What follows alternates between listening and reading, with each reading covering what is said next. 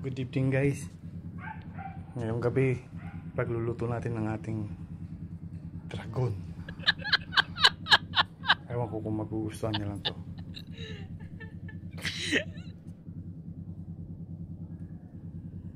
Ayan yung mga sangkap at malulutuin natin. Wow!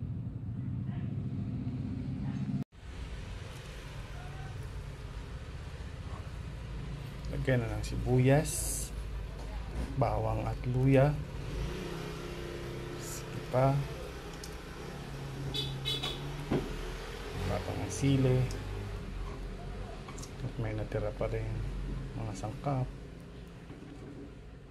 Lagyan natin ito. Lagyan ng gulay,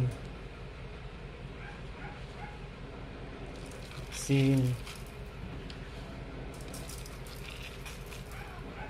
tsaka ang ating gata. Wow!